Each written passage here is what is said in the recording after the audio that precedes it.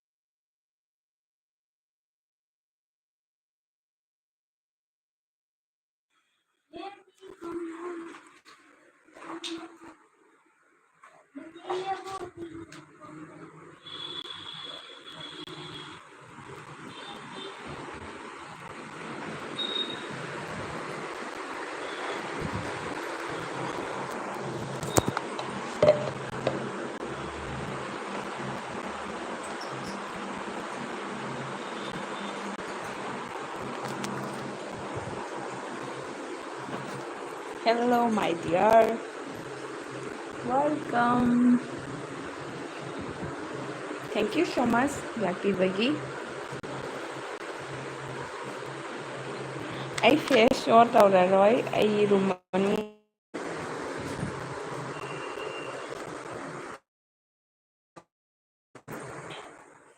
I do energetic idea.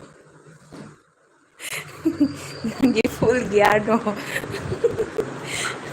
Good evening, good evening. Kamay tawag weather?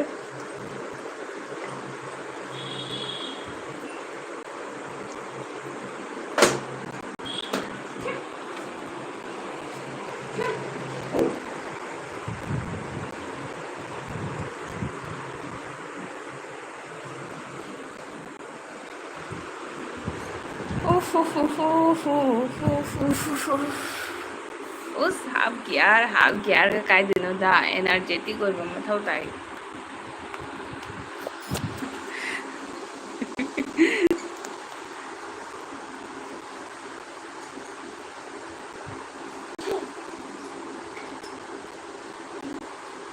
अखोय gear लेखा यादे हगले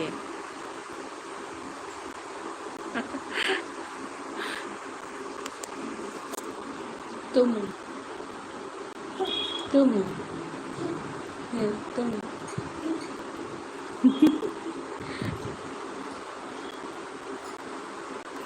ताई डिंग डिंग ताई डिंग डिंग ताई डिंग डिंग ताई डिंग डिंग ताई डिंग डिंग सारो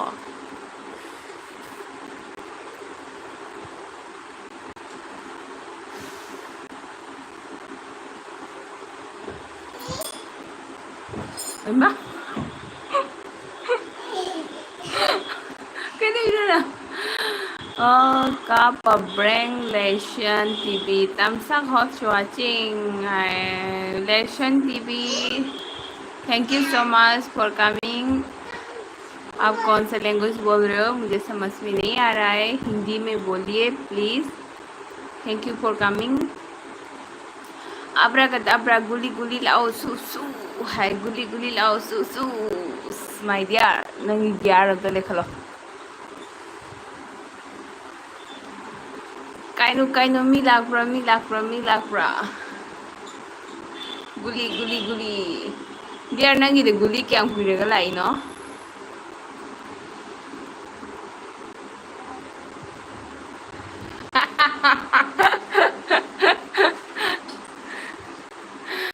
Um, guli, maru, pot. Hi, Melody, short music. Hello, Melody, welcome to Jari. Agilvida, short. Hi, Melody, short. Thank you, Melody. Lakpi bagi. Melody, kenyang jar ke?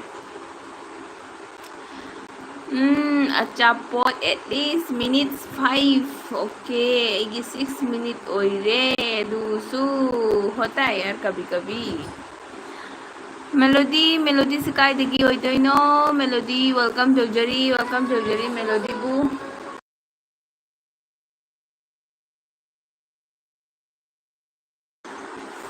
Hi melody welcome तौरे सुप्रीतिना मेलोडी के हिंजंग चार के सुप्रीति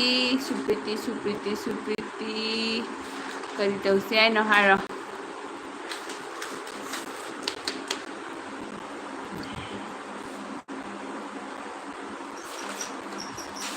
ꯑꯩ ꯉꯥꯛꯇꯪ ꯀꯩꯅꯣꯗ ꯄꯥꯔꯂꯔꯗ ꯉꯥꯛꯇꯪ ꯆꯠꯂꯨꯁꯤꯔꯅꯤ ꯐꯦꯁ ꯁꯣ ꯇꯧꯅꯕ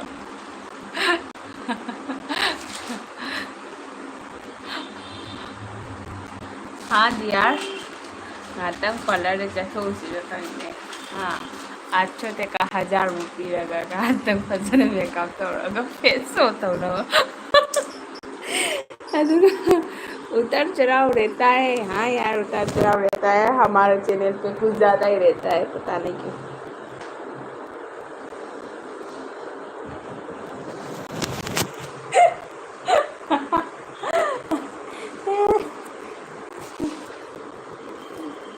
पता नहीं यार भगवान ने खूबसूरत भी नहीं बनाया यार क्या करूँ जिंदगी में कैसे काम चलाऊँ पता नहीं वही नंगारांगी हिंदी ट्रांसलेट तौबदे आई नोक्तना सीदे तौबाय मोय वारीदो मोय मरक्तुगा जावद्रसु मोय वारीदो आइदि नोक्मन्ना लोइबनिने अदुगैदुगा नंगी एनर्जीदो अदुम लोइथरबदो आइदि उरबा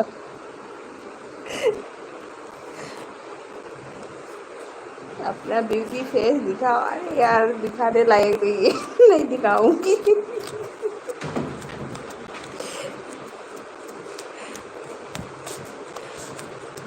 दिखाई रखे को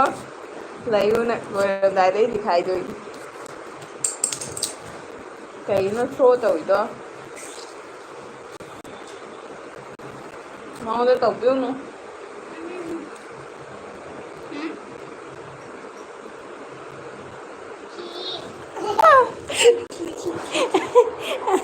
अदुनी आई दो बस मोई वाली तो जा नहीं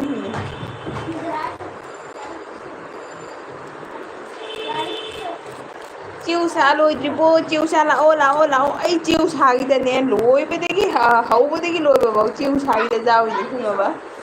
मेलोडी दो चखरे आइदि खले अखोगी मेलोडी अम खतो अदु जो मारे आजामना चखरे चिउसागीदा इंसे कमेंट इमनगीदनने मम्मी छे नाराबको मम्मी से मपी तादो तो कमेंट आम इमनलसे लोइ हौद्री हाय चिउसादो ngakho na 10 minute hen charira ngakho nang kari gi mathen kanam toiba ngasi kari mutno ha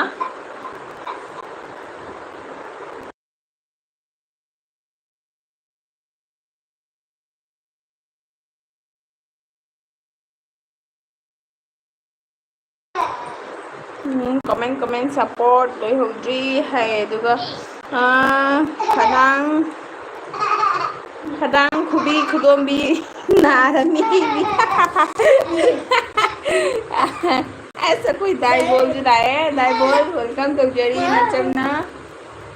नचलगी gear जाओ तो एलबी सिगा वेलकम तौजरी दुगा मसक्तम सिगा ला मखान ला मखान कुमधराव सिगा ला दाईबोलना ऐसु लई नारोय है अदुगा अरे यार एक सेकेंड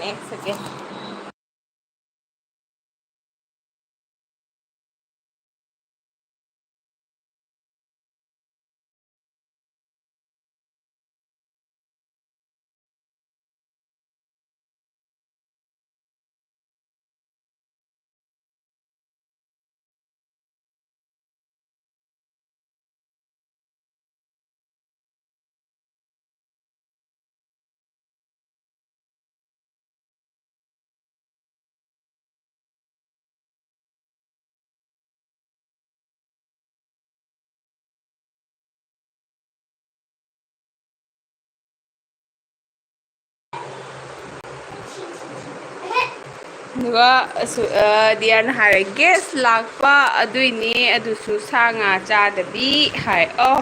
मोइगी सा nga चादबी अदो सा nga चाद्रसु अदुम कशुमदी तौदब्राबा दुगा आई लेबसे नुआइते दुगा दाइबोहल खुरमजरी हैन हाइख्रे सुप्रीतिना दाइबोल सुप्रीति हागनो ख्रे दाइबोल से कइगिनो ngasiदी jamna mamon minok tawi aduga daibona jablang thiblang jablang thiblang no karo pele no no no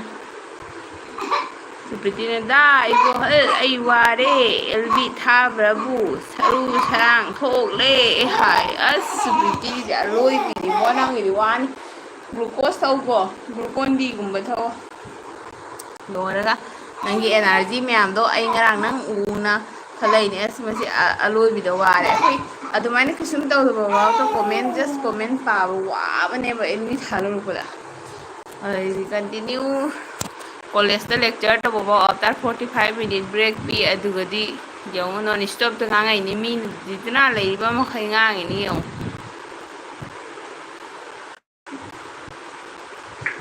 नाइ बोलना के बा दुकदुम मदुम टिकदुम मदुम दुकदुम मदुम टिकदुम ना दुम माय स्मृति ना अदुगा दाइ बोलना आई सु स्कूटर थौरी थौना मी वीडियो थाजिन बा वारे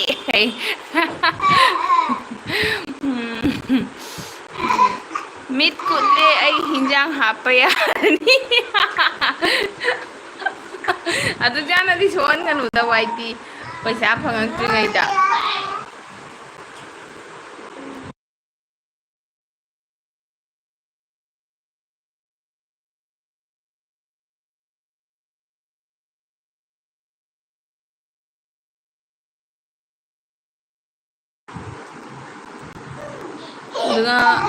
दा इबोल कपसी कानदे हाय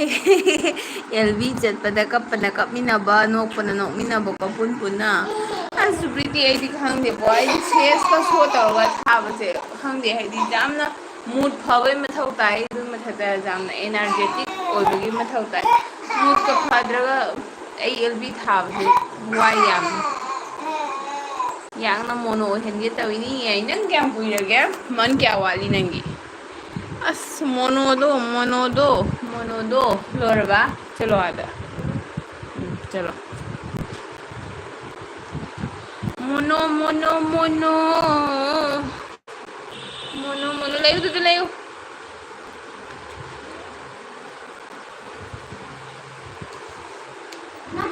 दाई बोल के हिंजांग चाके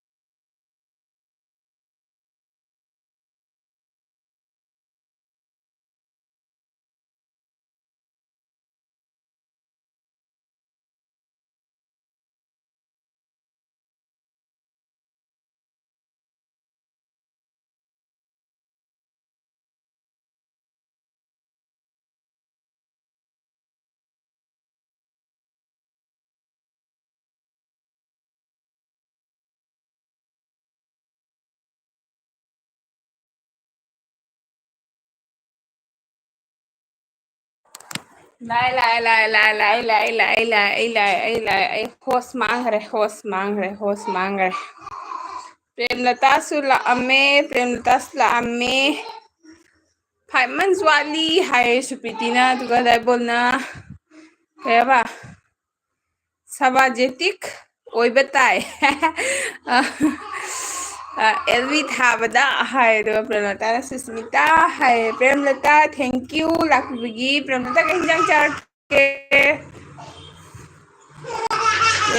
macha non nu tao hay de nó còn nó còn nó còn làm nó thật đấy làm nó lúc bữa than ạ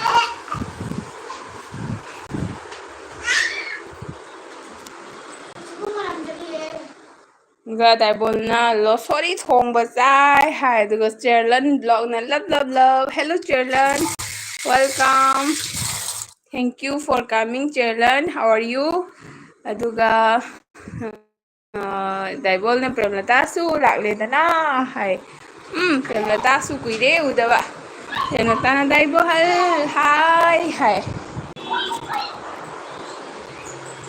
đại bol hai hay đại bol nagchangi video ang hangatpani duga Suprit Premlata video hangatpani aigi khayam biraw duga Supriti aduni bro ay nungtigi say sakpada isay laitre har kapkre basok sa o basok athapada gauraganu aina Ada soko. Aduga, dahil wala Premlata, YT pa player ni manine. Dahil ako mayam na mase imang magta da pao ba sakhi ri ba player ni Premlata se. Kai no khang de YT ma kari thong ri no khang de ba. Koi pen di. Aduga, Supriti ne Premlata hai hai aduga Premlata ne no kare dai bo dumai ne hai nu hai ba nai dai bo na la da phai u che da phai u isai oi na saklau Supriti ai Premlata nang nang na inung henungai Premlata inung henungai silent LV tharaga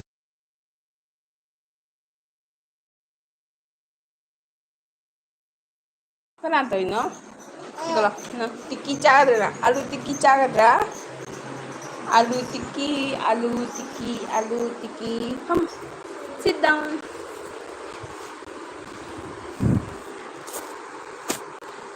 Premlata na Supriti, haiga tau hai, love, love, love, hai duga. Supriti na hoy, adu ne saklage dai bo hal hai. Supriti, hajani. Hajani na. Masana.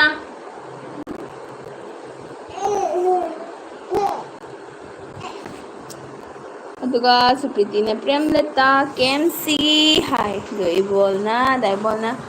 jabale dabale belele hai kai hai no dai boli marol si bo dai bol saba farbo kamai tawige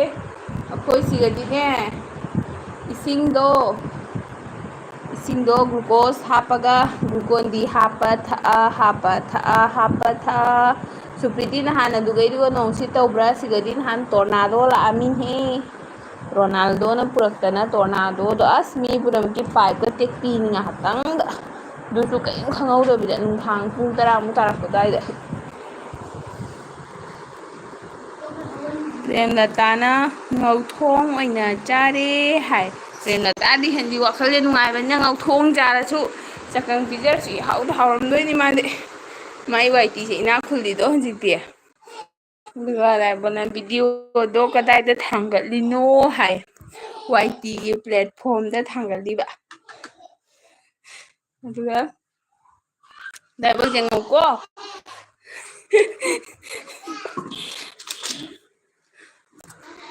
Supriti na basok sagladi hindi lon ba kang muna khang biro ne sus nang bu ai o hindi da mo handu sak to ni nang bu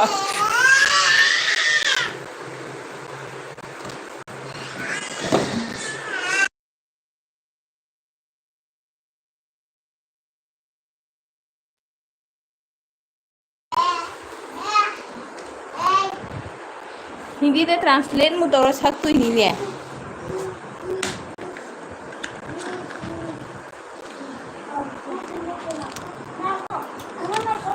दुगा प्रेमलताना मयाम अइगिसु video येंबिरौ हाय नंग full video थांगत्रो नंग shorty येंबने दुगा दाइबोलना करम्बा सोनोना वाइटिने पुथोमिनो खांदे आय होय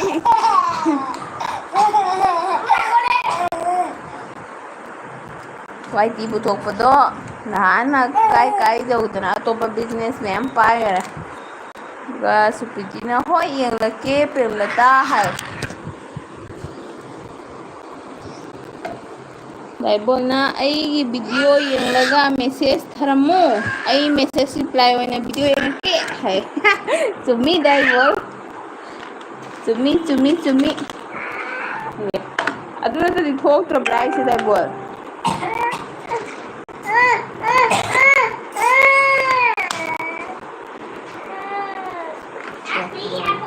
demand नाम तौबा ngang लइये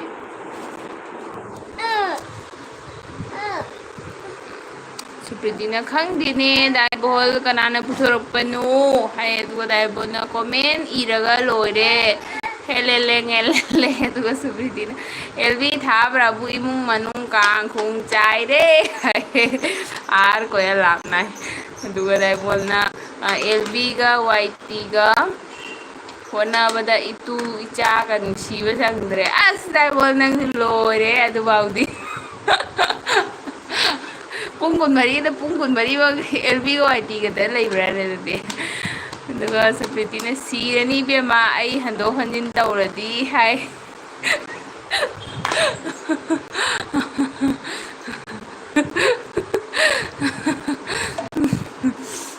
दुगा सुप्रीत वाइटी मपुदो मैतेलोन खंगलमगद्रा खंगलमदी सीरे ओय खंगमनी माई कइनो ट्रांसलेटर मैम लेना माई ट्रांसलेटर मैम ले मरेगा बने क्वा नाइबो ताइना आइदी हंजीबु कंफ्यूजन होई नाइबो ताइदो वाइटी दगी लाइरा नत्रगा मीरा अदु लारे इदी सब कई कमाई कइनो खंगदे अदन आई हंजीबु होइदी कंफ्यूजन ले नाइबो लाए सब मेन ता हनी कमाई कइनो खंगदे दुदो दाइबोलना वीडियो थीबा वारेदा स्कूटर थौबा तौरा हाय थौना हाय दाइबोल नोटिफिकेशन लागदब्रो अब पिरके सना पिरके प्रेमलताना सुस्मिता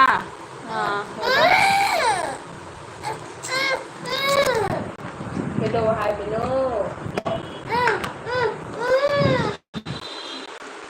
कई हाइनो माइसे सुस्मिता अंगांग यावबसे एलबी नुंगाइत्रो हाय नुंगाइ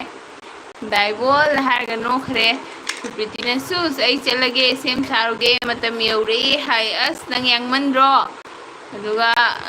तरुक से करो तरुक से दुगा सुप्रीतिना बाय बाय मैम हाय अस नंgai थादो चत्रो बाय से आइना नंगीदा लागा लेगिबदो नंग खंगो दुगा दाइबोलना पुंग कुनमरीदा पुंग निपान तुमी पुंग अमा चाकसाई पुंग मरीरोमदी थबक सुरनी लेवरिबा पुंग ट्राइदोसिगा एलबीदा पुंग मंगा यावबा पुंग खाइदुना पुंग खाइ तौना मी तरादा हस Lorena Ready? As tawre masu 5:30 is my time, darling. Hi. Okay. चलो खांब याद बनीना बाय दाइबोल आरजेसु लाक्पीदे अखोइदा जे उसासु लाक्पीदे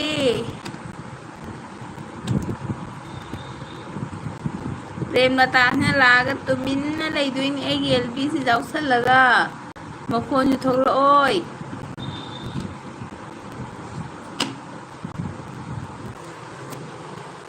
प्रेमलता वा ngangौनी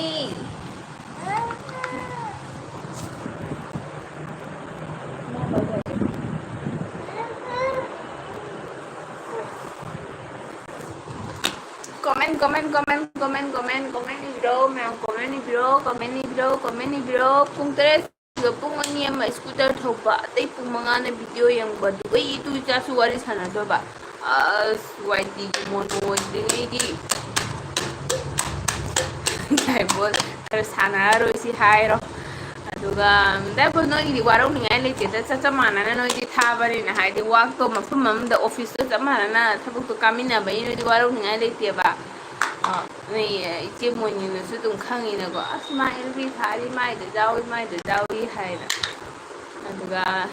เป็นแบบนั้นจิ้วใส่รีบถ่ายแบบนี้ให้จิ้วใส่รีบเลยหรือเปล่าจิ้วใส่รีบดู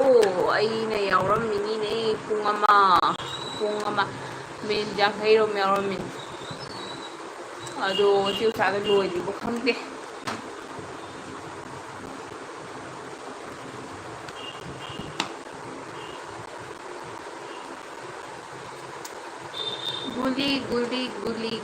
गुली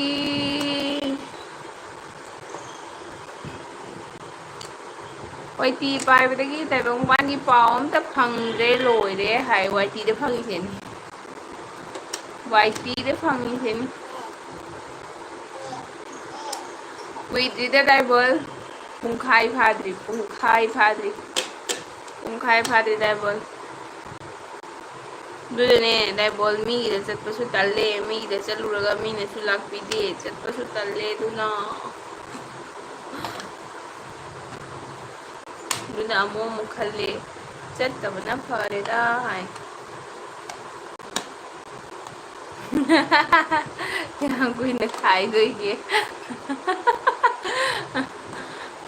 दाइबल एलवी ने पुंगा मतंग थारदी काना देने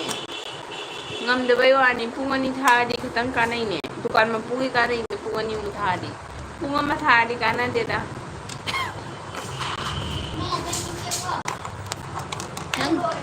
ha gorong rang jam lang bra si tabel itu tu iba tu pen thadi ba pen thadi comment mèo guli lao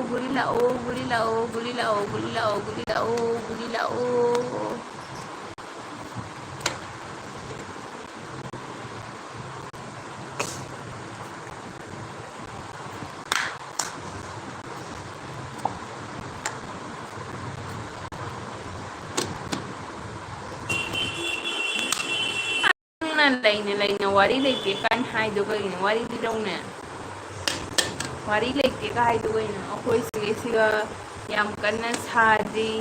yam kana sada bdo angangi vacation di pitho e kai khangde sa bdu hawdri ayan bot nang law na thagda ga nam school hawrani andadi gore vacation tira banina kai da koi bachani suti phangde sisu nungai ba makhalamni terma tari thok to bonda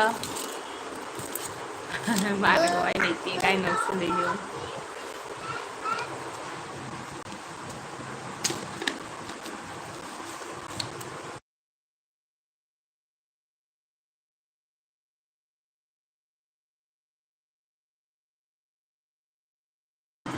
tauran dai buon na comment page kaya ini no khangde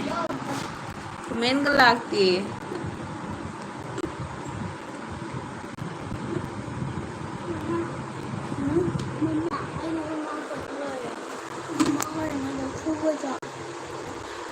MR blog hello papa like then thank you papa lagti bagi papa kanyang jar ke ngasidi daibol ay lujage on the lebige hai as daibol YT mono oil or lujar nonji papa na on hai papa kanyang jar ke tem la ta ding si kanyang chai ba mai si ngai deng re amuka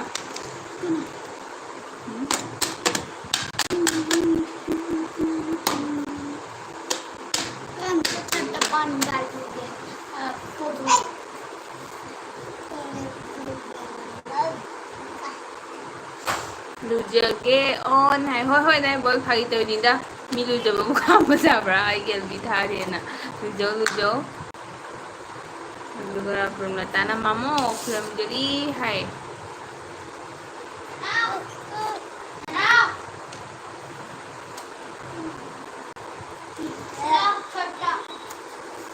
ꯄꯄꯥꯗꯣ ꯂꯥꯛꯑꯝꯃꯒ ꯆꯠꯈ꯭ꯔꯕ ꯈꯪꯗꯦꯅꯦ ꯄ꯭ꯔꯦꯝꯂꯇꯥ ꯈꯨꯃꯛꯇꯦ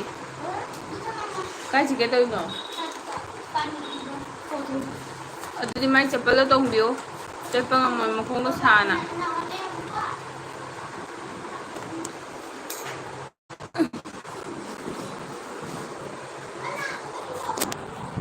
ꯌꯦꯡꯉꯣꯏ ꯈꯪꯗꯦ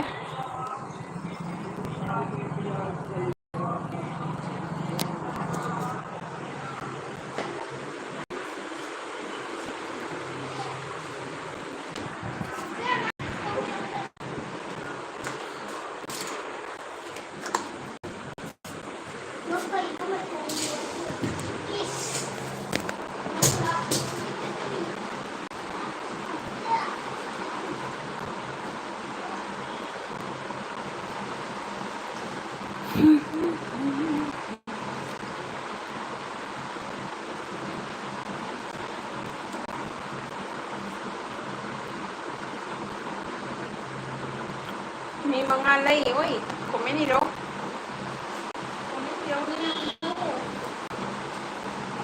ꯃꯤ ꯃꯉꯥ ꯂꯩ comment ꯂꯩꯇꯦ ꯍꯥꯏ ꯀꯣꯃꯦꯟꯁꯦ ꯏꯔꯒ ꯂꯩꯗꯣꯏꯕ ꯑꯩꯕꯣꯜꯗꯣ ꯏꯔꯨ ꯊꯣꯛꯄ ꯆꯠꯈꯤ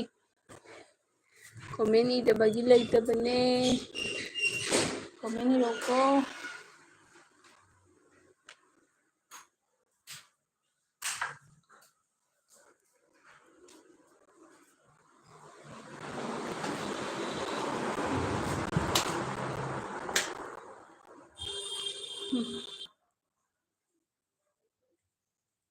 ꯄ꯭ꯔꯦꯃꯂꯇꯥ ꯀꯩ ꯏꯟꯖꯥꯡ ꯆꯥꯏ ꯍꯥꯏꯅꯣ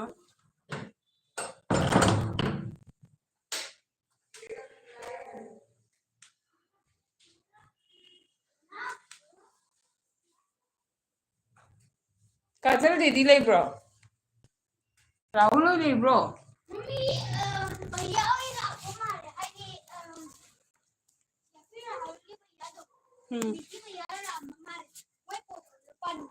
ꯐꯔꯦ ꯅꯅꯥꯎꯗꯣ ꯐꯖꯅ ꯇꯣꯡꯍꯟꯕꯤꯌꯨꯗꯣ ꯑꯁ ꯆꯞꯄꯜꯒ ꯇꯣꯡꯉꯛꯇ꯭ꯔꯦ ꯃꯊꯛ ꯀꯥꯈꯠꯂꯛꯑꯦ ꯄ꯭ꯔꯦꯃꯂꯇꯥꯅ ꯒꯨꯂꯤ ꯒꯨꯂꯤ ꯒꯨꯂꯤ ꯒꯨꯂꯤ ꯒꯨꯂꯤ ꯒꯨꯂꯤ ꯒꯨꯂꯤ ꯍꯥꯏ ꯁꯔꯗꯥ ꯂꯥꯛꯑꯦ ꯅꯪꯁꯦ ꯊꯋꯥꯏꯅꯤ ꯅꯨꯡꯁꯤꯕ ꯑꯩꯒꯤ ꯍꯥꯏ ꯊꯦꯡꯀ꯭ꯌꯨ ꯁꯔꯗꯥ ꯑꯩꯒꯤ ꯏꯇꯥ ꯅꯨꯡꯁꯤꯕꯤ ꯁꯔꯗꯥ ꯅꯨꯡꯉꯥꯏꯔꯤꯕꯣ ꯀꯩ ꯃꯊꯦꯜ ꯍꯥꯎꯒꯦ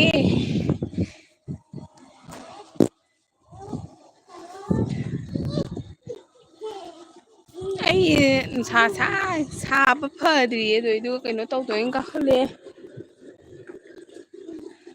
ꯆꯠꯄꯒ ꯌꯥꯎꯗꯣꯏ ꯀꯥꯈꯠꯂꯛꯑꯦ ꯁꯔꯗꯥ ꯀꯔꯤ ꯃꯊꯦꯜ ꯍꯧꯔꯛꯏꯕ ꯄ꯭ꯔꯦꯝꯂꯇꯥꯅ ꯉꯧꯊꯣꯡ ꯍꯥꯏ ꯑꯣꯛ ꯉꯧꯊꯣꯡ ꯍꯥꯏꯕꯀꯣ ꯑꯗꯨꯏꯗꯤ ꯑꯦꯛꯁꯄ꯭ꯂꯣꯔ ꯗ ꯋꯥꯔꯜꯅ ꯑꯩꯒ ꯀꯣꯏꯅꯔꯁꯤ ꯍꯥꯏ ꯀꯣꯏꯊꯣꯛꯑ ꯂꯣꯏꯔꯦ ꯅꯪ ꯃꯌꯥꯏꯗ ꯂꯦꯞꯄꯨ ꯑꯩꯅ ꯄꯨꯡꯀꯣꯏꯗ ꯀꯣꯏꯔ ꯂꯣꯏꯔꯦ 1 2 3 ꯍꯥꯏꯅ ꯍꯦꯜꯂꯣ ꯑꯦꯛꯁꯄ꯭ꯂꯣꯔ ꯗ ꯋꯥꯔꯜ ꯋꯦꯜꯀꯝ ꯇꯧꯖꯔꯤ ꯑꯦꯛꯁꯄ꯭ꯂꯣꯔ ꯗ ꯋꯥꯔꯜꯕꯨ ꯀꯔꯤ ꯌꯦꯟꯖꯥꯡ ꯆꯥꯔꯛꯀꯦ ꯀꯥꯏꯗꯒꯤ ꯑꯣꯏꯕꯤꯔꯕꯅꯣ ꯁꯔꯗꯥꯅ ꯅꯨꯡꯉꯥꯏꯔꯤꯌꯦ ꯌꯦꯟ ꯊꯣꯡꯕ ꯆꯝꯐꯨꯠ ꯑꯁ ꯌꯦꯟ ꯊꯣꯡꯉꯁꯨ ꯑꯃꯨꯛ ꯆꯝꯐꯨꯠ ꯃꯊꯧ ꯇꯥꯕ꯭ꯔꯣꯅ ꯑꯩꯈꯣꯏꯗꯤ ꯌꯦꯟ ꯊꯣꯡꯉꯗꯤ ꯁꯥꯏꯠ ꯗꯤꯁ ꯑꯝꯇ ꯃꯊꯧ ꯇꯥꯗꯦ ꯑꯗꯨꯒ ꯆꯦꯎꯆꯥꯅ ꯄꯣꯔ ꯂꯥꯏꯛ ꯍꯥꯏ ꯆꯦꯎꯆꯥ ꯅꯪꯒꯤ ꯒꯥꯔꯤꯗꯣ ꯊꯥꯎ ꯂꯣꯏꯊꯣꯛꯈ꯭ꯔꯤꯔꯕ ꯊꯥꯎ ꯂꯣꯏꯊꯣꯛꯈ꯭ꯔꯤꯔꯣ ꯃꯊꯪꯒꯤ ꯍꯩꯔꯨꯔꯅꯨꯅꯦ ꯗꯗꯥꯅ ꯍꯩꯔꯝꯃꯗꯤ ꯗꯗꯥꯅ ꯍꯩꯔꯝꯃꯗꯤ ꯅꯅꯥꯎꯗꯤ ꯏꯁꯤꯡ ꯆꯣꯠꯊꯣꯛꯍꯟꯒꯅꯨ ꯆꯠꯂꯣꯏ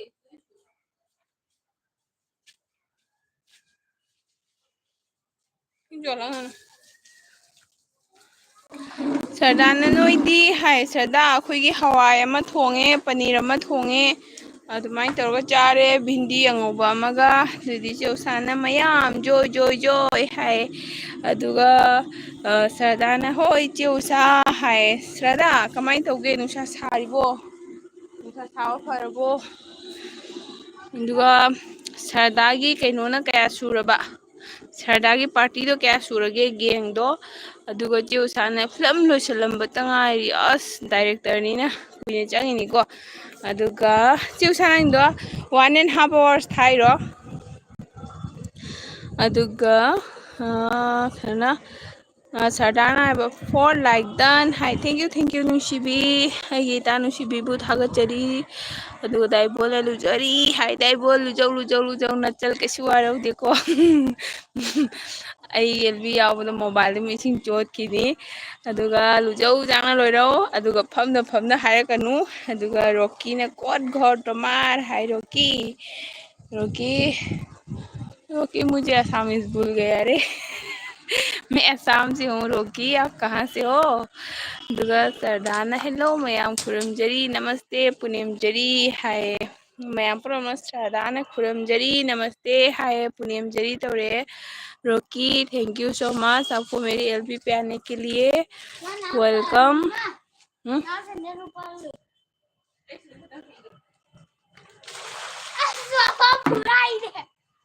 साई जाना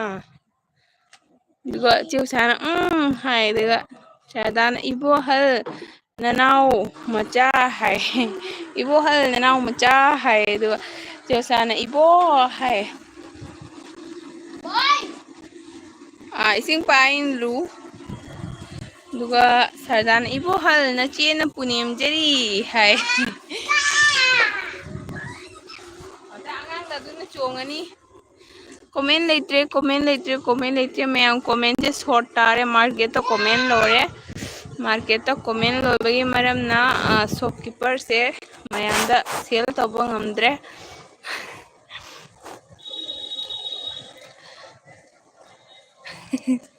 अदुगा दाइबोल ना लुजा लोरगा खुरमऊ आई संगदे हाय सदा दाइबोल से लुजरी आई दुना लुजब लोरगा खुरमऊ मा संगदे अदुगा कइनोना सदा न चिउसा हाय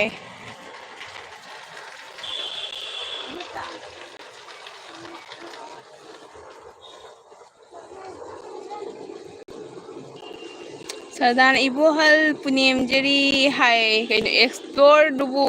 लामगा चटखरे कोइने सियारगा अइना फम उरु लेर कोइगे हाय दुगो चटखरेने अदुगा चिउसाना लव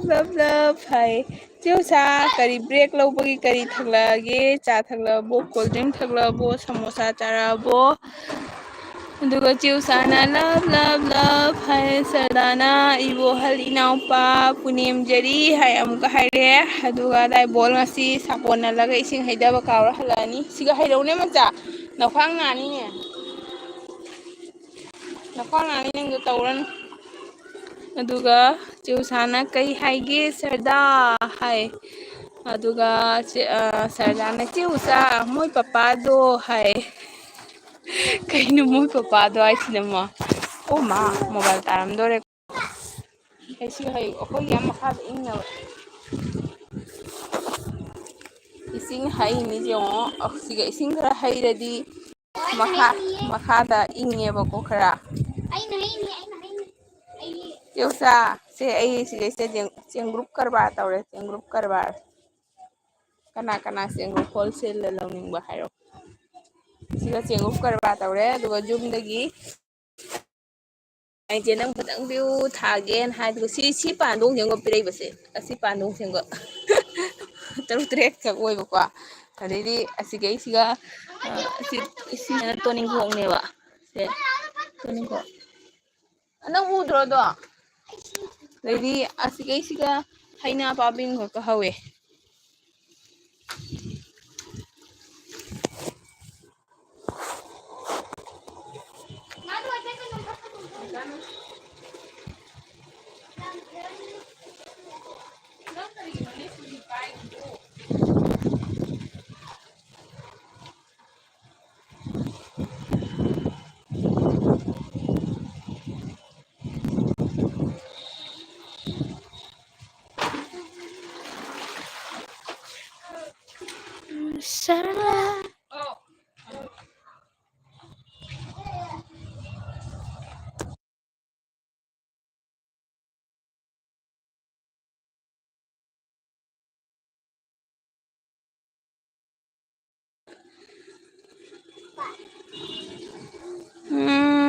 ꯑꯗꯨꯒ ꯆꯦꯎꯁꯥ ꯃꯣꯏ ꯄꯄꯥꯗꯣ ꯍꯥꯏ ꯑꯗꯨꯒ ꯆꯦꯎꯁꯥꯅ ꯑꯣꯖꯥ ꯏꯕꯣ ꯍꯥꯏ ꯑꯗꯨꯒ ꯆꯦꯎꯁꯥꯅ ꯃꯣꯏ ꯄꯄꯥꯗꯣ ꯂꯥꯛꯂꯤꯌꯦ ꯍꯥꯏ ꯃꯣꯏ ꯄꯄꯥꯗꯣ ꯂꯥꯛꯂꯤꯌꯦ ꯍꯥꯏ ꯑꯗꯨꯒ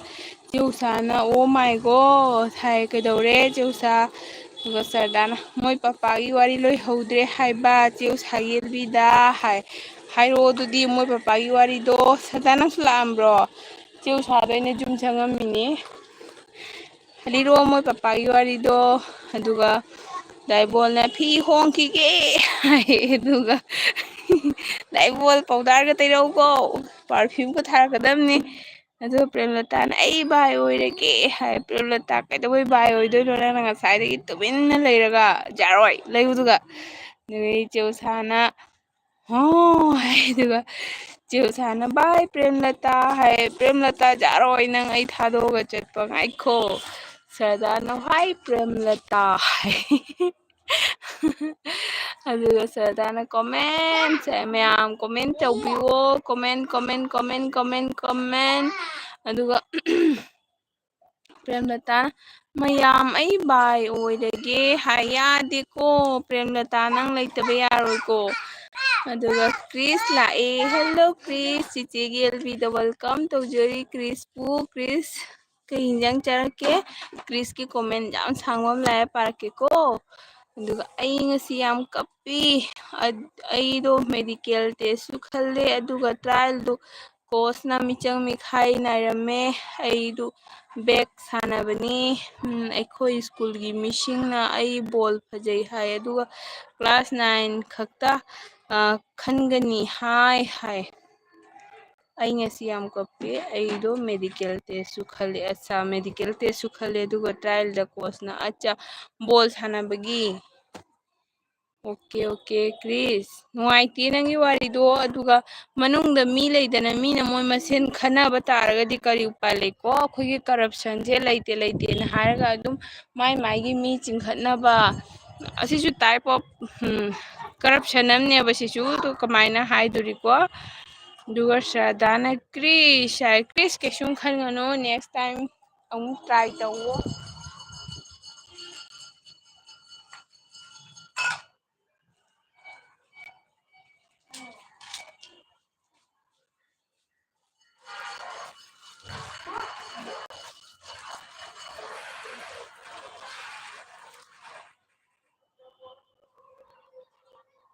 हिंदी पूजमो ꯑꯗꯨꯒ ꯁꯔꯗꯥꯅ ꯀ꯭ꯔꯤꯁ ꯍꯥꯏ ꯑꯗꯨꯒ ꯆꯦꯎꯁꯥꯅ ꯂꯞ ꯂꯞ ꯍꯥꯏ ꯑꯗꯨꯒ ꯑꯩꯒꯤ ꯏꯅꯥꯎꯅꯨꯄꯤ ꯅꯨꯡꯁꯤꯕꯤ ꯑꯃꯁꯨ ꯂꯥꯛꯑꯦ ꯆꯦ ꯑꯩ ꯂꯥꯛꯑꯦ ꯍꯥꯏ ꯇꯁꯃꯤꯅ ꯇꯁꯃꯤ ꯁ꯭ꯀꯨꯜ ꯆꯠꯂꯨꯕ꯭ꯔꯣ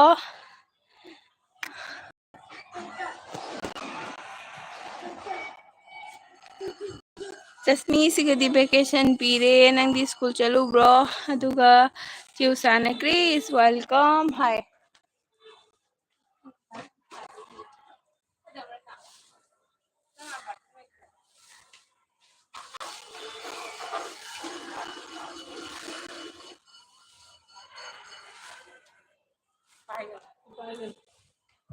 पाएगा पाएगा ꯑꯗꯨꯒ ꯀ꯭ꯔꯤꯁꯅ ꯑꯩ ꯌꯥꯝ ꯄꯦꯟꯗꯦꯗ ꯀꯣꯆꯇꯨ ꯆꯤꯇꯤꯡ ꯌꯥꯝ ꯇꯧꯋꯦ ꯍꯣꯏ ꯀꯣꯆꯇꯣ ꯃꯥꯒꯤ ꯃꯤ ꯂꯩꯔꯝꯒꯅꯤꯌꯦ ꯃꯥꯅ ꯅꯨꯡꯁꯤꯕ ꯑꯥꯗ ꯆꯪꯒꯅꯨ ꯁꯅꯥ ꯑꯥꯗ ꯆꯪꯒꯅꯨ ꯐꯠꯇꯦ ꯇꯤꯟ ꯂꯩ ꯇꯤꯟ ꯆꯤꯛꯂꯛꯀꯅꯤ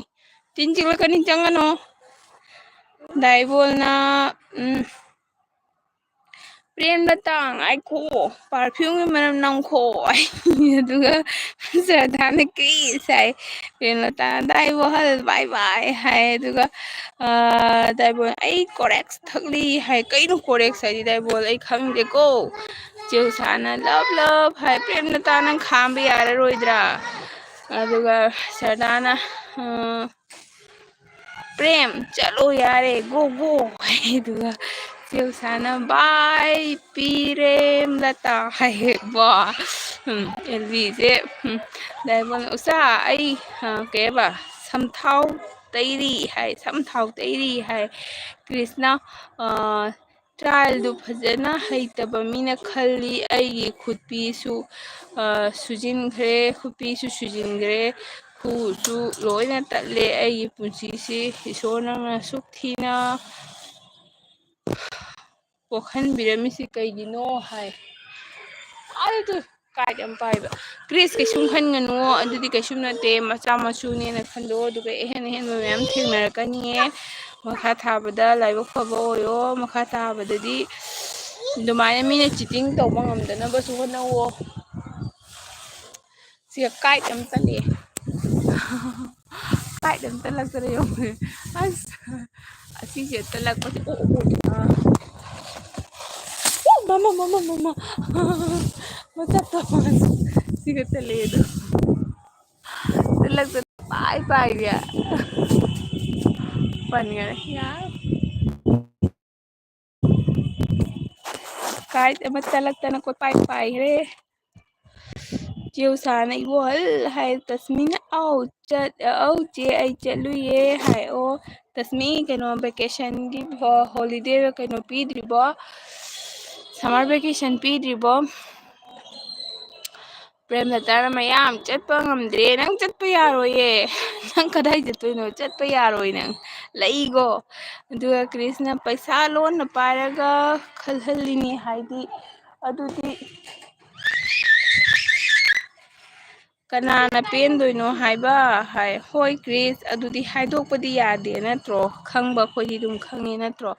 ꯑꯗꯨꯒ ꯗꯥꯏꯕꯣꯜꯅ ꯑꯩ ꯁꯝꯖꯦꯠ ꯍꯥꯠꯂꯤ ꯍꯥꯏ ꯗꯥꯏꯕꯣꯜ ꯅꯪꯒꯤ ꯁꯝꯖꯦꯠꯇꯣ ꯀꯔꯝꯕꯅꯣ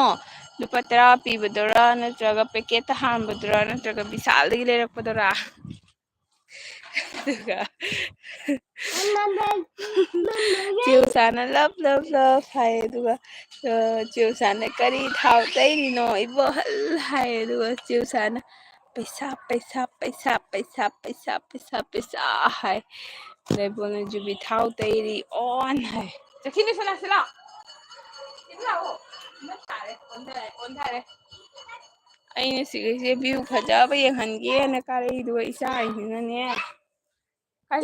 ꯆꯠꯂꯣ ꯃꯈꯥꯗ ꯀꯨꯝꯃꯨꯁꯤ ꯑꯃꯨꯛ ꯂꯥꯛꯁꯤ ꯂꯥꯎ ꯃꯈꯥꯗ ꯀꯨꯝꯃ ꯑꯃꯨꯛ ꯂꯥꯛꯁꯤ ꯂꯥꯎ ꯇꯁꯃꯤ ꯀꯩ ꯏꯟꯖꯥꯡ ꯆꯥꯔꯛꯀꯦ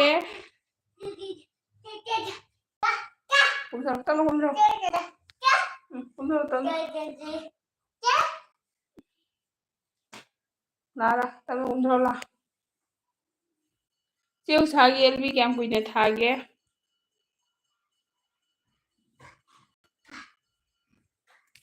ꯗꯥꯏꯕꯣꯜꯅ ꯖꯨꯕꯤ ꯊꯥꯎ ꯇꯩꯔꯤ ꯑꯣꯟ ꯍꯥꯏ ꯆꯦꯎꯁꯥꯅ ꯖꯨꯕꯤ ꯊꯥꯎꯅ ꯐꯔꯕꯅꯤ ꯍꯥꯏ ꯗꯥꯏꯕꯣꯜ ꯌꯥꯝ ꯇꯩꯁꯟꯒꯅꯨ ꯀꯛꯆꯦꯡ ꯀꯥꯔꯛꯀꯅꯤ ꯅꯀꯣꯛꯇ ꯗꯥꯏꯕꯣꯜꯅ ꯐꯣꯂꯤꯒꯥꯎꯒꯤ ꯁꯕꯖꯦꯠꯅꯤ ꯐꯣꯂꯤꯒꯥꯎ ꯑꯁꯤꯅ ꯀꯩꯅꯣ ꯆꯦꯎꯁꯥ ꯐꯣꯂꯤꯒꯥꯎ ꯍꯥꯏꯁꯦ ꯀꯩꯅꯣ ꯑꯩ ꯈꯪꯗ꯭ꯔꯦ ꯑꯗꯨꯒ ꯆꯦꯎꯁꯥꯅ ꯑꯣꯟ ꯍꯥꯏ ꯑꯁ ꯑꯩꯈꯣꯏꯒꯤ ꯍꯅꯨꯕ ꯑꯃ ꯁꯤꯔꯤ ꯀꯨꯝꯃꯛꯏꯌꯦ ꯍꯣꯏ ꯅꯪ ꯍꯅꯨꯕ ꯍꯥꯏꯁꯤꯅ ꯁꯤꯔꯤ ꯍꯥꯏꯁꯤꯅ ꯁꯦ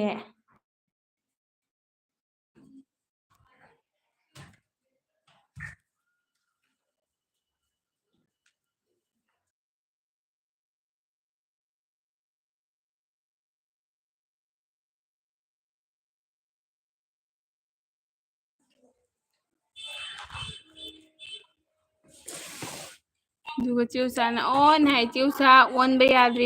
ꯌꯥꯗ꯭ꯔꯤꯀꯣ ꯑꯗꯨꯒ ꯀ꯭ꯔꯤꯁꯅ ꯑꯩ ꯌꯥꯝ ꯋꯥꯔꯦ ꯗꯣꯝꯆꯥ ꯃꯃꯥ ꯀꯀꯥ ꯃꯌꯥꯝ ꯏꯔꯨ ꯂꯨꯖꯔꯨꯒꯤꯒꯀꯣ ꯑꯩ ꯍꯥꯏ ꯍꯣꯏ ꯀ꯭ꯔꯤꯁ ꯀꯩꯁꯨ ꯈꯟꯒꯅꯨ ꯅꯪ ꯂꯨꯖꯊꯣꯛꯎꯔꯣ ꯂꯨꯖꯊꯣꯛꯎꯔꯒ ꯑꯃꯨꯛ ꯁꯪꯉꯗꯤ ꯆꯪꯉꯛꯑꯣ ꯀꯩꯁꯨ ꯈꯟꯒꯅꯨ ꯑꯗꯨꯒꯨꯝꯕꯗꯣ ꯂꯥꯏꯐꯇ ꯃꯌꯥꯝ ꯊꯦꯡꯅꯔꯛꯀꯗꯣꯏꯅꯤ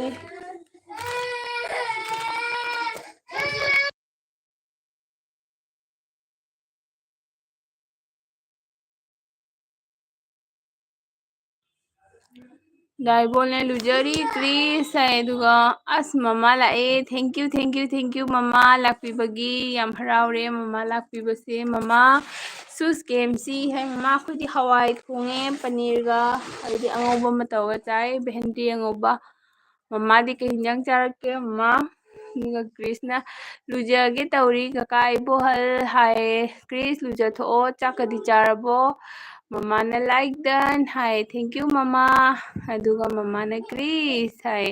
ꯀ꯭ꯔꯤꯁꯁꯦ ꯋꯥꯈꯜ ꯈꯔ ꯅꯨꯡꯉꯥꯏꯇ꯭ꯔꯦ ꯍꯥꯏꯅꯦ ꯃꯃꯥ ꯉꯁꯤꯁꯦ ꯃꯥ ꯅꯨꯡꯉꯥꯏꯇ꯭ꯔꯦ ꯃꯥꯒꯤ ꯄꯥꯎꯁꯦ ꯑꯗꯨꯒ ꯆꯦꯎꯁꯥꯅ ꯃꯥꯏ ꯇꯥꯔꯨꯕꯅꯤ ꯍꯥꯏ ꯍꯣꯏ ꯆꯦꯎꯁꯥ ꯑꯩꯈꯣꯏꯒꯤ ꯁꯦꯜꯐ ꯀꯤꯌꯥꯔꯁꯨ ꯃꯊꯧ ꯇꯥꯏ ꯅꯠꯇ꯭ꯔ ꯆꯦꯎꯁꯥ ꯆꯦꯎꯁꯥ ꯅꯪꯒꯤꯗꯣ ꯒꯨꯂꯤ ꯀꯌꯥꯝ ꯂꯥꯝꯒꯦ ꯒ꯭ꯔꯥꯃꯥꯔꯁꯨ ꯄꯨꯔꯤꯗꯔꯁꯨ ꯄꯨꯁꯅ ꯆꯣ ꯃꯦꯠꯁꯇꯨ ꯄꯨꯔꯣ ꯑꯗꯨꯒ ꯅꯤꯌꯥꯔꯦꯁ 10ꯗꯣ ꯑꯗꯨꯗꯣ ꯐꯖꯅ ꯇꯧꯔꯣ ꯑꯗꯨꯒ ꯃꯃꯥꯅ ꯍꯥꯏ ꯎꯁꯥ ꯂꯣꯏꯔꯕꯣ ꯍꯥꯏ ꯑꯗꯨꯒ ꯑꯗꯨꯒ ꯀ꯭ꯔꯤꯁꯀꯤ ꯑꯃ ꯂꯩꯔꯝꯃꯦ ꯀ꯭ꯔꯤꯁꯅ ꯍꯥꯏꯌꯦ ꯃꯣꯝ ꯀꯤꯇꯟ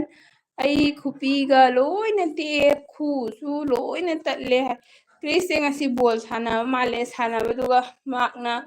ꯉꯝꯒꯗꯕꯗꯨꯒ ꯃꯣꯏ ꯀꯣꯆꯇꯨꯅ ꯆꯤꯇꯤꯡ ꯇꯧꯔꯒ ꯑꯃ ꯈꯟꯈ꯭ꯔꯦ ꯍꯥꯏ ꯃꯃꯥ ꯑꯗꯨꯒꯤ ꯅꯨꯡꯉꯥꯏꯇ꯭ꯔꯦ ꯑꯉꯥꯡꯁꯦ ꯁꯨꯃꯥꯏꯅ ꯇꯧꯕ ꯍꯥꯏꯁꯤꯗꯤ ꯅꯨꯡꯉꯥꯏꯕ ꯍꯧꯅꯗꯦꯗ ꯀꯅꯥꯁꯨ ꯃꯃꯥꯅ ꯎꯁꯥ ꯂꯣꯏꯔꯕꯣ ꯍꯥꯏ ꯑꯗꯨꯒ ꯃꯥꯅ ꯑꯣꯏꯃꯥ ꯀ꯭ꯔꯤꯁ ꯀꯃꯥꯏꯅ ꯍꯥꯏ ꯑꯗꯨꯒ ꯀ꯭ꯔꯤꯁꯅ ꯇ꯭ꯔꯥꯏꯜꯁꯨ ꯈꯟꯗ꯭ꯔꯦ ꯀꯣꯁ ꯕꯦꯁꯥꯗꯅ ꯍꯥꯏ ꯍꯣꯏꯅꯦ ꯐꯠꯇꯦꯀꯣ ꯑꯗꯨꯃꯥꯏꯅ ꯇꯧꯕꯗꯣ ꯃꯤꯇꯩꯔꯣ ꯑꯗꯨꯝ ꯀ꯭ꯔꯤꯁ ꯑꯗꯨꯒ ꯆꯦꯎꯁꯥꯅ ꯂꯞ ꯂꯞ ꯍꯥꯏ ꯃꯃꯥꯅꯁꯨ ꯅꯤꯔꯥꯃꯤꯁꯅꯤ ꯃꯥꯟꯗꯦꯒꯤ ꯍꯥꯏ ꯃꯃꯥ ꯃꯥꯟꯗꯦꯗꯁꯨ ꯅꯤꯔꯥꯃꯤꯁ ꯆꯥꯅꯩꯀꯣ ꯑꯠꯆꯥ ꯑꯗꯨꯒ ꯆꯦꯎꯁꯥꯅ ꯃꯃꯥ ꯍꯥꯏ ꯑꯗꯨꯒ ꯃꯃꯥ ꯍꯣꯔꯦꯟꯁꯨ ꯊꯥꯗꯣꯏꯔꯥ ꯑꯦꯜꯕꯤ ꯑꯗꯨꯒ ꯆꯦꯎꯁꯥꯅ ꯏꯆꯥꯅꯨꯄꯥ ꯀ꯭ꯔꯤꯁ ꯀꯔꯤꯝ ꯈꯜꯂꯨꯔꯅꯨ ꯍꯥꯏ ꯃꯥꯅꯤ ꯀ꯭ꯔꯤꯁ ꯍꯧꯈꯤꯕꯗꯤ ꯍꯧꯈ꯭ꯔꯦ ꯈꯜꯂꯒ ꯀꯥꯟꯅꯗꯦ ꯑꯗꯨꯅ ꯃꯈꯥ ꯇꯥꯕꯗ ꯐꯣꯀꯁ ꯇꯧꯔꯣ ꯀꯅꯥ ꯈꯪꯅꯤ ꯑꯗꯨꯒꯤ ꯀꯣꯆꯇꯣ ꯑꯃꯨꯛ ꯍꯟꯅ ꯊꯦꯡꯅꯗꯕꯁꯨ ꯀꯣ ꯑꯗꯨꯅ ꯃꯈꯥ ꯇꯥꯕꯗ ꯐꯣꯀꯁ ꯇꯧꯔꯣ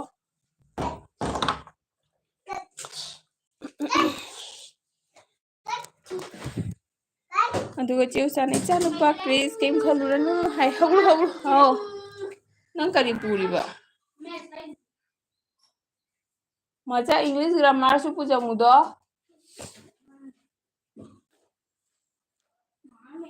ꯀ꯭ꯔꯤꯁꯅ ꯄꯩꯁꯥꯗ ꯆꯣꯞꯄ ꯀꯣꯆꯇꯨ ꯂꯝꯗ ꯁꯤꯔꯣ ꯍꯥꯏꯔꯤꯁꯤꯅꯤ ꯍꯥꯏ ꯅꯨꯡꯉꯥꯏꯇ꯭ꯔꯦꯅꯦ ꯀ꯭ꯔꯤꯁꯁꯦ ꯋꯥꯈꯜꯁꯦ ꯅꯨꯡꯉꯥꯏꯇ꯭ꯔꯦꯀꯣ ꯋꯥꯈꯜ ꯅꯨꯡꯉꯥꯏꯇ꯭ꯔꯗꯤ ꯁꯨꯃꯥꯏꯅ ꯃꯌꯥꯝ ꯈꯟꯕꯅꯤ ꯀ꯭ꯔꯤꯁ ꯀꯔꯤꯝ ꯈꯜꯂꯨꯅꯣ ꯆꯤꯆꯦꯒꯤꯁꯨ ꯑꯗꯨꯃꯥꯏꯅ ꯇꯧꯗꯅ ꯑꯃꯈꯛ ꯊꯦꯡꯅꯔꯛꯑꯦ ꯑꯩꯈꯣꯏꯒꯤ ꯀꯩꯅꯣꯗ ꯑꯁ ꯈꯤꯇꯪ ꯃꯣꯏꯁꯤꯅ ꯁꯨꯃꯥꯏꯅ ꯇꯧꯕꯁꯦ ꯍꯦꯛꯇ ꯇꯧꯕꯅꯤ ꯆꯤꯆꯦꯒꯤ ꯃꯥꯔꯛꯀ ꯄꯤꯕꯤꯔꯛꯇ꯭ꯔꯤꯅꯤꯕꯣ ꯈꯪꯗꯅ ꯀꯩꯁꯨꯝꯁꯨ ꯍꯥꯏꯔꯨꯗꯕꯗꯅꯦ ꯃꯥꯔꯛꯀ ꯄꯤꯕꯤꯔꯛꯇ꯭ꯔꯤꯅꯤ ꯀꯩꯗꯧꯗꯣꯔꯤꯗꯣ ꯄꯩꯁꯥ ꯆꯥꯕ꯭ꯔꯥ ꯆꯥꯗꯕ꯭ꯔꯥ ꯃꯤꯒꯤ ꯋꯥꯐꯝꯗ ꯆꯥꯎꯕꯅꯤꯅ ꯃꯥꯅ ꯅꯨꯡꯁꯤꯕꯗꯨꯒ ꯌꯥꯝꯅ ꯄꯤꯔꯦ ꯅꯨꯡꯁꯤꯗ꯭ꯔꯗꯤ ꯌꯥꯝꯅ ꯄꯤꯔꯛꯇ꯭ꯔꯦ ꯑꯗꯨꯅꯤ ꯆꯦꯎꯁꯥ ꯌꯨꯅꯤꯚꯔꯁꯤꯇꯤꯒꯤ ꯋꯥꯔꯤꯅꯤ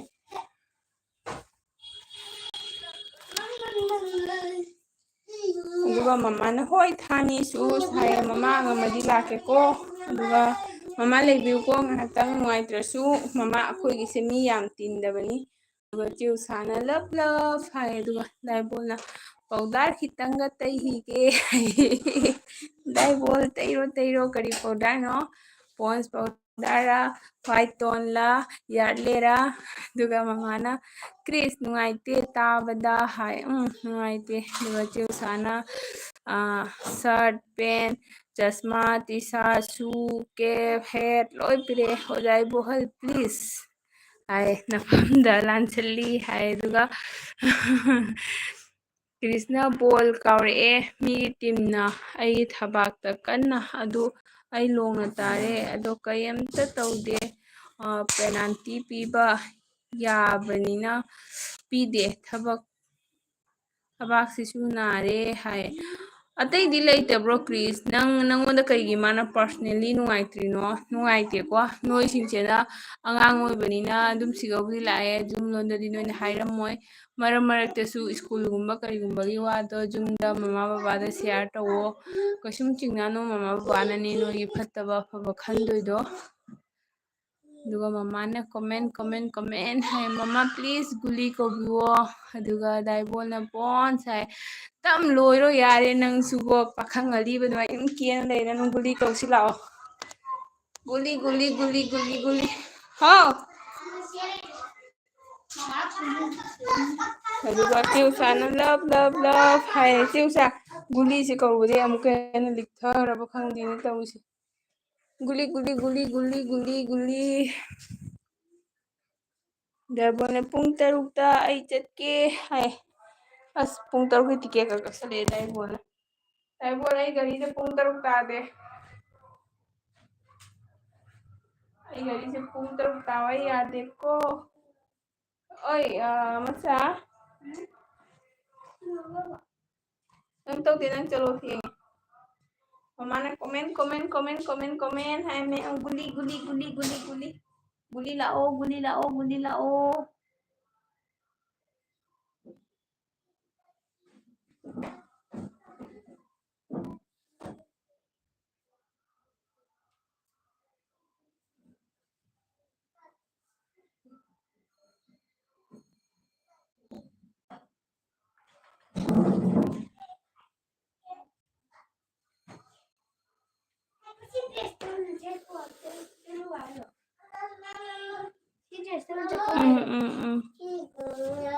Krishna asuwana honaraga Kosna khangbidabasi ai yam chaida khoi baba mama oidasu haire mathangda kan honagadamni hai ai ngasidi yam pendre hai kisu khalonu pendababudi pelaroi nangi nuaitabduna dosu kisu khaluranu haugradi logre thangdamu honau duga papa su lae mama su lae papa su lae ngasidi LB se yam nungai ko like then hi thank you so much papa mama su papa su animag yawi bagi thank you duga yam kana mateng pangbi ni ai siga sumi lakpi na baina duga chi sana love hi aduga cheusa love se kari bireno aduga dai bolna ayuki pung 3 hairimi oh yai ayuki pung 3 yai ayuki pung 3 yai ba aduga dai bolna ai ilisa thongba pijani haidi ayuki pung 3 phau elbi yauge hai pijadoni dai bol pijadoni ilisa thong pijadoni ilisa ma chum thong todoni pijadoni aduga Mama nang comment hai Cheusa na wari leitre hai kai wari leitre no wari lehensi Cheusa wari lehensi aduga Krishna aingondadi nungaibam khangdre mom sauningi haiba hai chumine Krishna nang haido nang hairaga adumana ngasigi dinje logidoini chumi wakhal nungaitaba haido khaluranu harga heta kasu ko waya pone te mi wakhal le saugi baido tusu kodori haidi punsi aise maramata satisfaction oibam changi nang tawhibado nangi marana te magi marane khandu asu khaluranu adugidamakta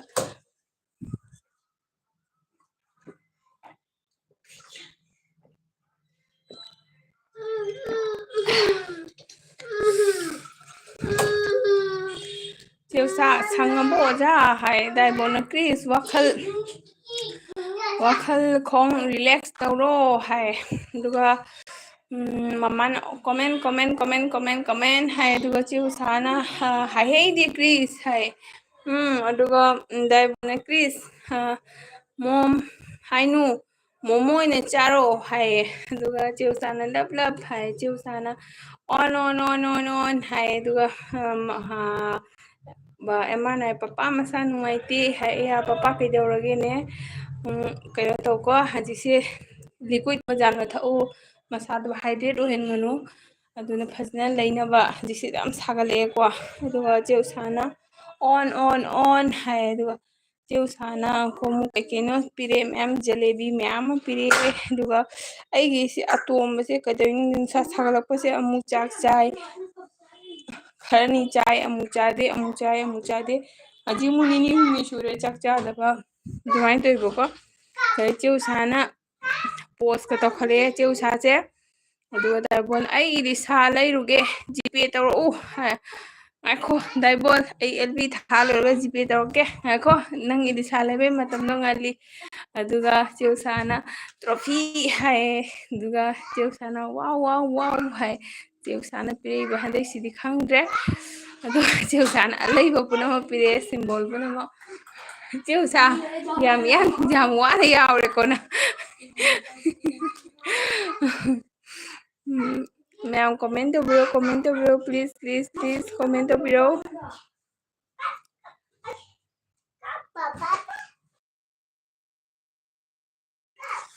comment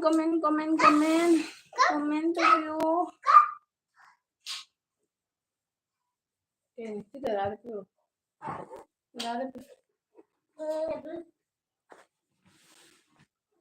Dada, Dada,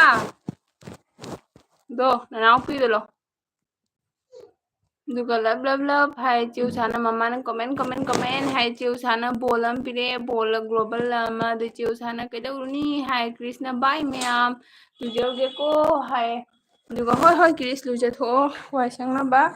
wakhal lo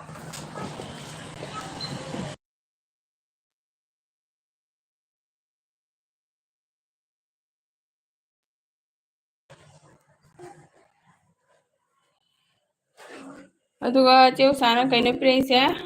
kekrara kanom pire dai bon punsi se sani hai aduga chiu sana cái đống bia swimming pool là cái mà để đi penguin nhưng mà chụp bia popcorn chụp bia duga đại bộ là lujari Chris hay chiu sana fish đây golden chiu sa khang kaya ba emoji se kai hai noi na duga chiu sa emoji में आप सीधी वार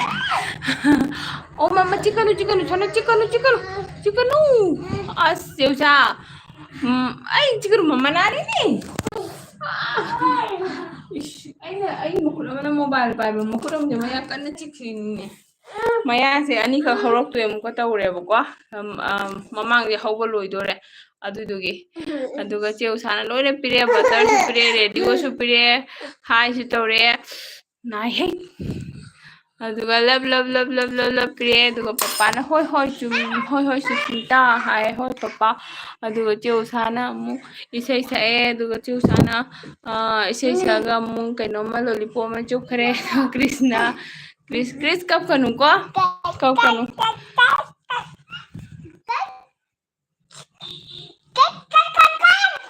dai bolna ai khanau te lok thungba phatte bo hai dai bol sa sab do aing ba thak ko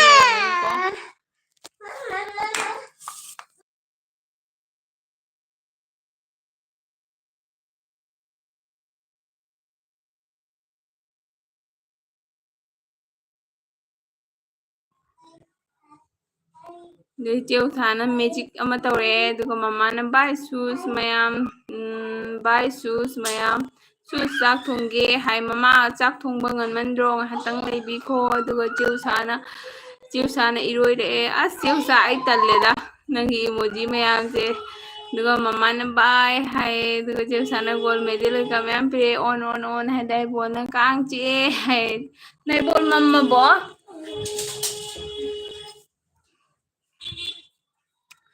chiu sana on hai juice ka pire de tol ka pire as duga papa na ai thammage ko bye hai hoi papa potharo duga chiu sana on tore dai bolna bye papa hai chiu sana bye hai dai bolna pung phadribo hai dai bol pung phare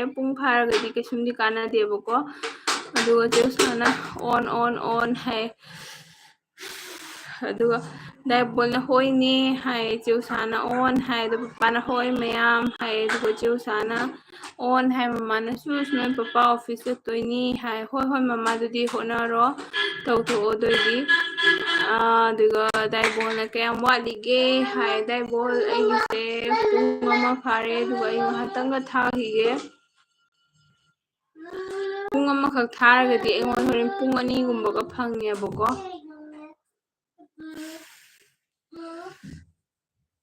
ma'am comment ibiro duga chiu sana on hai sam bai che ai lakputa ngai ri lakpa ngai ro ramani like tawre hai sam nang lakpa ngai ni mi je kanam lakpide chiche gida chiche se ware mayam se kaubda duga sam comment ibiro duga sam chiche oi da kai gi chaluino poche thinba chaluiro aduga Sam welcome hai chiu sana su sai how chiu sa kai hai ke olang yamna duga tamna Sam nungaribo hai Sam nungaribo Sam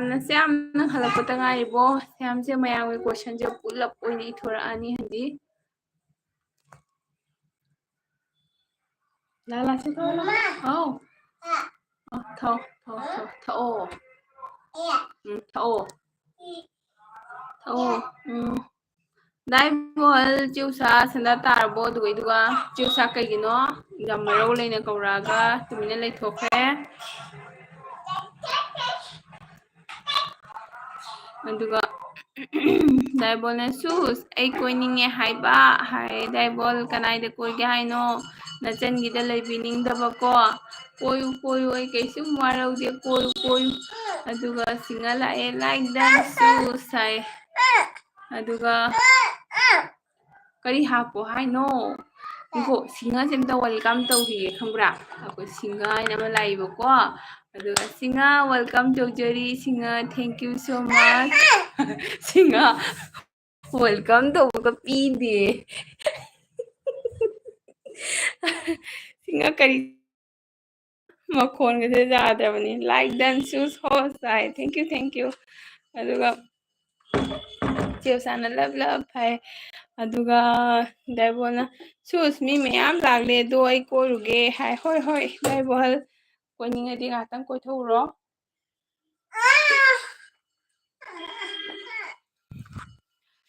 aduga Siamna ichi hoi sangoi sabagi chatpani ha o Siam noi dogi lapro Siam chichi ogi jumdo aduga Siamna chiusa nungairi hai singa chatkrabo singa nang aigida lakpada no matu comment ani suna ibide he singa sina lakpaga hanani singa nang phamlau lao oido khangra phamlau lao oina kau tarebo as हे प्रभु क्या किया तूने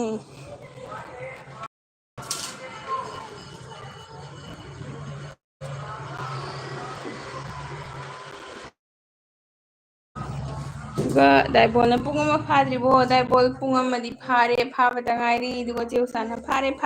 hai Daibol pung amabudi phajare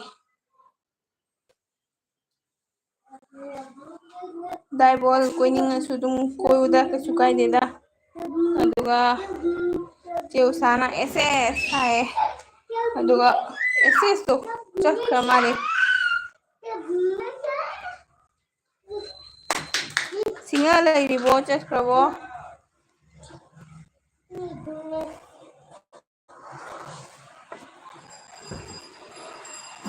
Daibol na koruge hai hoi Daibol ko thuro hatang wakal nuaina ba la Chiusana su sai hau ne Chiusa hai ne Chiusa su koiningi ro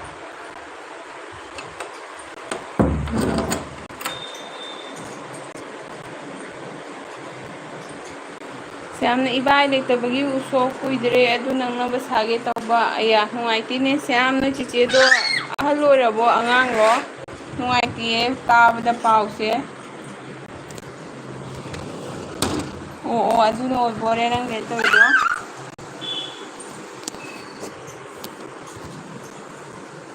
aigi view fajawase ulakke kanana hoino ne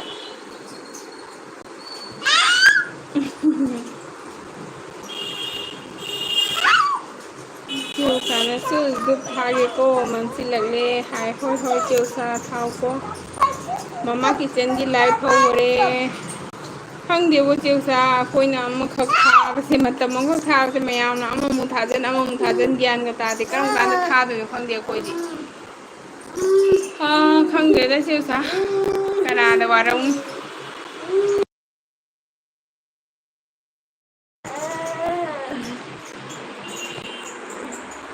Warafam leite tainafam leite wakatfam su leite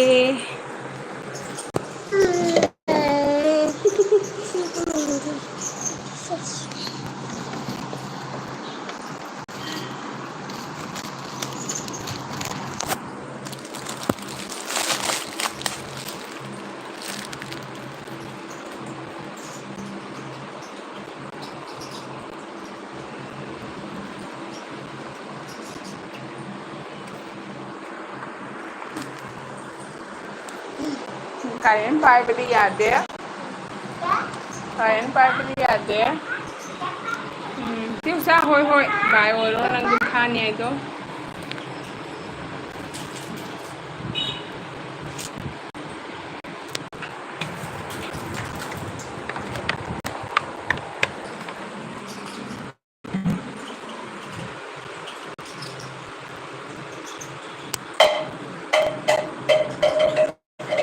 ꯑꯣ 45 46 ꯁ꯭ꯋꯥꯏꯗ ꯂꯩꯔꯝꯃꯅꯤ ꯍꯥꯏꯕ ꯑꯩꯌꯥꯁꯦ ꯌꯥꯝ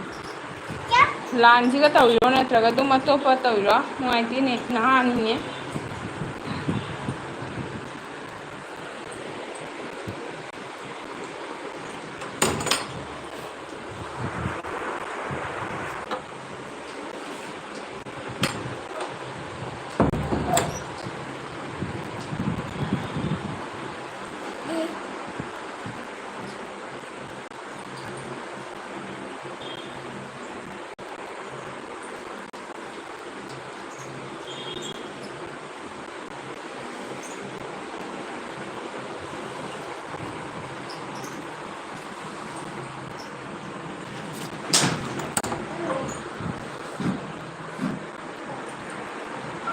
ꯁ꯭ꯌꯥꯝ ꯀꯩꯒꯤꯅꯣꯅꯦ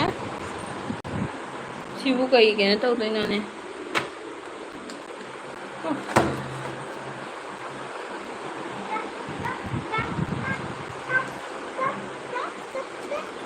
ꯑꯩ ꯇꯤꯟꯅꯔꯔꯣꯏ ꯃꯆꯥꯇꯣꯟꯁꯦ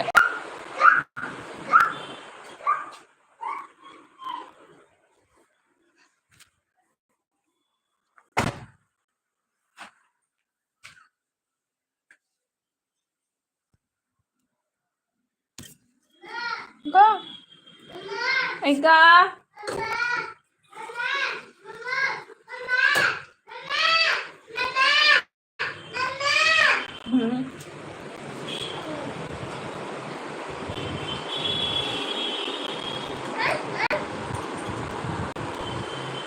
ꯑꯣ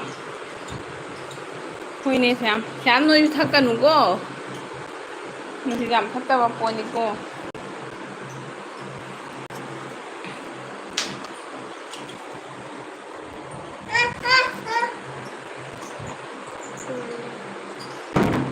ꯑꯩꯈꯣꯏꯒꯤ ꯈꯨꯟꯒꯤ ꯊꯛꯄꯗꯣ ꯑꯗꯨꯅ ꯑꯃꯨꯛ ꯍꯦꯟꯅ ꯐꯠꯇꯦ ꯍꯥꯏꯅꯤꯀꯣ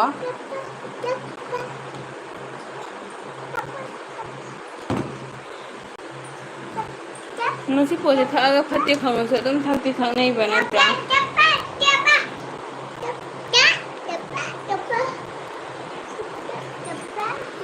ꯁ꯭ꯌꯥꯝ ꯆꯤꯆꯦꯒꯤ ꯑꯦꯜꯕꯤꯁꯦ ꯑꯝꯇ ꯀꯛꯊꯠꯂ ꯑꯃꯨꯛꯀ ꯊꯥꯔꯛꯀꯦ ꯈꯪꯕ꯭ꯔꯥ ꯑꯝꯇ ꯂꯩꯔꯝꯃꯨ ꯁ꯭ꯌꯥꯝ ꯀꯛꯊꯠꯂ ꯊꯥꯔꯛꯀꯦ ꯑꯃꯨꯛꯀ